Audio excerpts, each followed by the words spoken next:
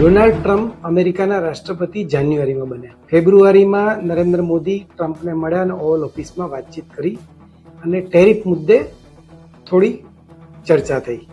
પણ ટ્રમ્પે બધાની હાજરીમાં એવું કહી દીધું કે ભારત જેવું વર્તન કરશે એવું જ વર્તન અમે કરીશું. ફેબ્રુઆરીના એન્ડમાં યુક્રેનના રાષ્ટ્રપતિ ઝેલેન્સ્કી ટ્રમ્પને મળ્યા અને ટ્રમ્પ સાથે લિટરલી એમને ચડસાચડસી થઈ ગઈ. આવું દુનિયામાં પહેલીવાર થયું અને એ પણ અમેરિકાના પ્રમુખની ઓવલ ઓફિસમાં. હવે એવી એક ત્રીજી ઘટના બની છે. આપણે આજે એની વાત કરીએ. નમસ્કાર. આપણે દિવાળીમાં ફટાકડા ફોડીએ અને રોકેટમાં કાચની બોટલની અંદર રોકેટ મૂકીએ અને આપણી એવી અપેક્ષા હોય કે રોકેટ સીધું જાય, પણ રોકેટ દર વખતે જો આડું જાય તો આપણને એવું લાગે કે ગડબડ છે. ડોનાલ્ડ ટ્રમ્પનું વર્તન અત્યારે આવા આડા ફાટેલા રોકેટ જેવું છે. આફ્રિકાના રાષ્ટ્રપતિ સિરિલ રામાફોસા ડોનાલ્ડ ટ્રમ્પને ઓવલ ઓફિસમાં મળવા ગયા.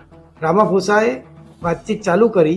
ટ્રમ્પે થોડીવાર વાતચીત સાંભળી, પણ અચાનક ટ્રમ્પ એમની પર ભડક્યા અને દક્ષિણ આફ્રિકામાં ગોરા ખેડૂતો પર અત્યાચાર થઈ રહ્યા છે અને એમની હત્યાઓ થઈ રહી છે એ મુદ્દો વચ્ચે લાવ્યા.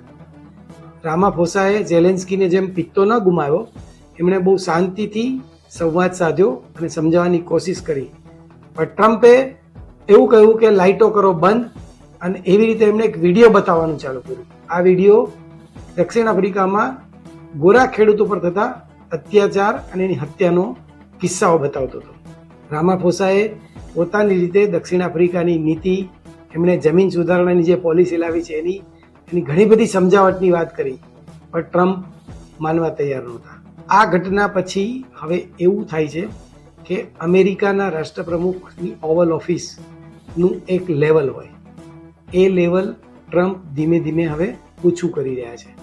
આ ઓફિસની જે બે ખુરશીઓ છે એમાં જે રાષ્ટ્રપતિ બેસે છે એ પ્રકારની ચર્ચા કરે છે કે કોઈ ટીવી ડિબેટમાં કોઈ ઇન્ટરવ્યુ લેનાર પણ આટલી તીવ્રતાથી દલીલો ના કરે. રામાફોસાએ તો એવું કહેવું પડ્યું કે ભાઈ મારી પાસે આખો વિડિયો જોવા માટે ડાઉનલોડ કરો દિવ્ય ભાસ્કર એપ.